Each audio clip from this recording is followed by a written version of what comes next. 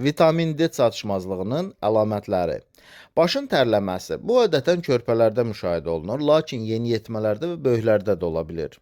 Gecə tərləməsi. Hətta otaq sərin olsa belə, bunu nəm yastıqdan hiss eləmək olur. Əhval-ruhiyyə dəyişiklikləri. İnsan xoşbəxtlikdən qıcıqlanma vəziyyətinə düşür və ya qəzəb hiss edir, sonra da kədər yaşaya bilir. Çünki vitamin D əhval-ruhiyyənin tənzimlənməsini idarə edir. Vitamin D emosiyalara çox böyük təsir göstərir. Əgər emosiyalar bir tərəfdən digər tərəfə tərəddüd edirsə, vitamin D çatışmazlığı ola bilir. Təxirə salma və ya işləri sonraya buraxma. Siz heç nəyə nail olduğunuzu hiss etmirsiniz. Panik atak da vitamin D çatışmazlığı ilə əlaqəli ola bilər. Panik atak çox güclü qorxu və ya yüksək narahatlıq vəziyyətidir.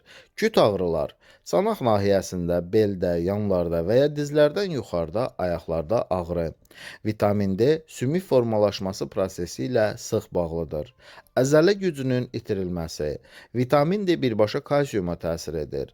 Vitamin D olmadan əzələlərdə kalsiyum çatışmazlığı yaranır. Hərəkət məhdudluğu. Adətən dizlərdə və ya əl barmaqlarında olur. Xroniki yorğunluq bu hüceyrələrin enerji stansiyaları olan mitoxondrilərlə sıx bağlıdır. Vitamin D mitoxondrilərin dəstəklənməsi üçün çox vacibdir. Yavaş düşünmə, doymaqda çətinlik.